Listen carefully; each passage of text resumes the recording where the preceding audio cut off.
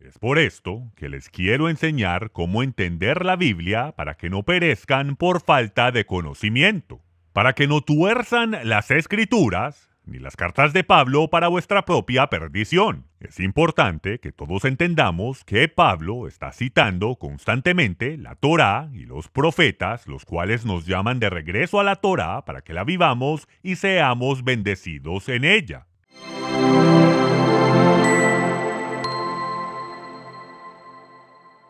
Entonces, ahora vamos a entrar en el libro de los Hechos y vamos a ver cómo es que allí aplican las escrituras, porque de nuevo, en el libro de los Hechos, los escritos de Pablo no habían sido escritos todavía, ni el Nuevo Testamento. Así que vayamos todos a Hechos capítulo 17. Hechos capítulo 17, y en el versículo 1 dice lo siguiente: pasando por Anfípolis y Apolonia, llegaron a Tesalónica, donde había una sinagoga de los judíos. Eso es redundante. Había una sinagoga, eso es lo que tenía que decir. No había una sinagoga de los judíos, pues eso es lo que hay en una sinagoga, aunque es una palabra griega, sinagoge, que significa reunión, reunirse, asamblea. Y este era el punto de reunión del fariseísmo. De la misma manera que usted diría que una mezquita es el punto de reunión, la asamblea de los musulmanes. O de la misma manera que usted puede decir que una catedral, como la Basílica de San Pedro, usted escucha eso e inmediatamente sabe que esta es una asamblea romana católica. Bueno, cuando usted decía sinagoga, se sabía que era una asamblea del fariseísmo. Así que entonces había una sinagoga y Shaul, como era su costumbre, fue a ellos y por 3 días de reposo discutió con ellos basándose en las escrituras. Ahora, ¿qué escrituras piensan ustedes que él está usando para discutir con estos judíos en la sinagoga de Tesalónica? ¿Creen ustedes que él usó Mateo, Marcos y Lucas? ¿Creen ustedes que él sacó el libro de los romanos y le dijo a todos estos judíos, miren esto aquí? Esto es verdad porque yo lo escribí aquí en estas cartas a los romanos. Cartas que ni siquiera existen todavía. No, él los llevó directo a la Torá y a los profetas. Pues allí es donde se establece la verdad, donde la verdad reside, donde hay manifestación del Todopoderoso y nos da revelación sobre el Mesías a través de su palabra y a través de sus profetas. Vayamos ahora a Hechos capítulo 18. En Hechos 18, 28 tenemos otro ejemplo. Está hablando de Apolos y dice que él demostró por las escrituras que Jesús era el Mesías. De hecho, en el versículo 24 dice que él era elocuente y que era poderoso en las escrituras. Y con esas escrituras él demostraba que Yeshua era el Mesías. Ahora, ¿cuáles escrituras estaba usando él? De nuevo, no fueron los evangelios, ni nada de lo que Pablo escribió. Si usted le va a comprobar a alguien, especialmente a judíos que han crecido con la Torá todas sus vidas, a quienes les fueron entregados los oráculos de Dios, si usted quiere demostrarles que Yeshua es el Mesías, usted debe usar la misma cosa que ellos llaman escrituras. Pero desafortunadamente, la mayor parte del mundo cristiano es completamente ignorante de las escrituras hebreas. En Hechos capítulo 17, regresemos a Hechos capítulo 17, versículo 11, donde habla sobre aquellos en Berea, los judíos en Berea, en las sinagogas de allí, y dice que estos eran más nobles que los de Tesalónica, porque ellos recibieron la palabra con toda solicitud, escudriñando las escrituras para ver si estas cosas eran así. Y por supuesto que ellos no estaban leyendo el Evangelio de Juan para ver si lo que Pablo decía era verdad. No, estos hombres de Berea están escudriñando las escrituras, las mismas escrituras con las que Pablo está enseñando, la Torá y los profetas. Y más adelante descubriremos las calificaciones académicas de Pablo. Pero antes de eso, vayamos a 2 de Pedro.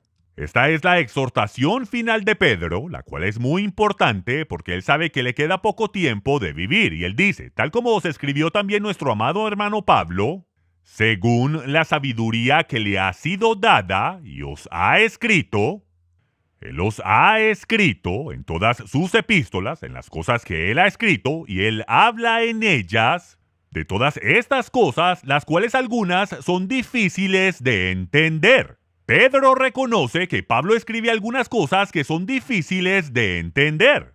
Miren, nosotros somos muy similares a Pedro. Nosotros somos pescadores. No somos como Shaul, el cual creció a los pies de Gamaliel. Escuchen, para sentarse a los pies de Gamaliel, el cual hasta hoy en día es uno de los rabinos más respetados en la historia de Israel, para usted ser uno de sus discípulos tenía que ser un genio de su generación.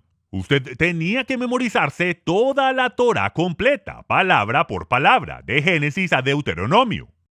Y lo tenía que lograr antes de que cumpliera 20 años. Usted era la inteligencia de la nación. Si usted se sentaba a los pies de Gamaliel, y él dijo que él era más celoso por las tradiciones de los antepasados que sus contemporáneos.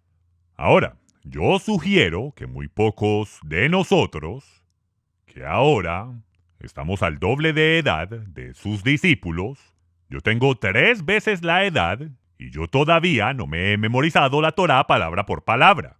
Shaul no solo lo hizo a la edad de 20, sino que era más celoso por la Torá que todos sus contemporáneos. O sea, que él en verdad entendía estas cosas. Y él está escribiendo cosas que son difíciles de entender. Hasta para Pedro, el cual lo está leyendo en el lenguaje original directamente de Pablo, y sin embargo él dice que hay cosas que son difíciles de entender, las cuales ellos, él continúa diciendo, los ignorantes e inestables tuercen como también tuercen el resto de las escrituras para su propia perdición. ¿Y cuáles son las escrituras que están torciendo? La Torá y los profetas. Esas son las escrituras en las cuales son ignorantes. Y a no ser que usted tenga entendimiento de la Torá y los profetas, usted ni siquiera reconocerá cuando Shaul la está citando constantemente, pasajes enteros. Tanto así que el libro de Efesios es simplemente comentario de Isaías 45. Usted tiene que entender estas cosas, pero desafortunadamente hoy en día nadie escudriña las escrituras. Pero desafortunadamente lo que os enseñan hoy en día, como que viene de las escrituras, es cuando mami dice que un hombre gordito, vestido de rojo, baja por la chimenea el 24 de diciembre y nos deja regalos debajo de un pino adorado con bolas de oro y de plata, lo cual es el cumpleaños de Tamuz, el dios sol babilónico, el reencarnado Nimrod que nació el 25 de diciembre. ¿Sí ven? Esto es lo que nos han enseñado. O, como enseñan aquí en los Estados Unidos, que vamos a la iglesia en el domingo de Easter, cuando Easter o Ishtar es el nombre de la diosa babilónica Semiramis, la cual después de que murió ascendió al cielo. Los dioses la llamaron la reina del cielo y la enviaron de nuevo a la tierra en un huevo gigante en el primer domingo del equinoccio de primavera. Ese huevo cayó en el río Éufrates, se abrió y de allí salió Semiramis como Ishtar, la diosa babilónica del sexo que convirtió un ave en un conejo que pone huevos. Damas y caballeros, cuando usted crece aprendiendo eso en la iglesia, usted no tiene ni idea que está heredando mentiras, que está heredando abominaciones, que está heredando adoración pagana al dios sol presentada como verdad.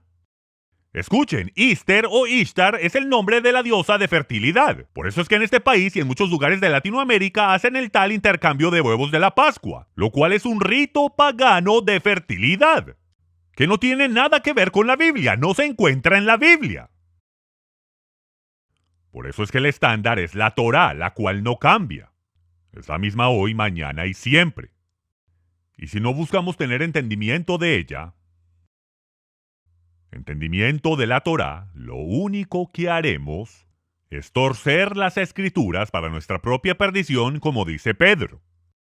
Es por esto que les quiero enseñar cómo entender la Biblia para que no perezcan por falta de conocimiento, para que no tuerzan las escrituras ni las cartas de Pablo para vuestra propia perdición. Es importante que todos entendamos que Pablo está citando constantemente la Torá y los profetas, los cuales nos llaman de regreso a la Torá para que la vivamos y seamos bendecidos en ella.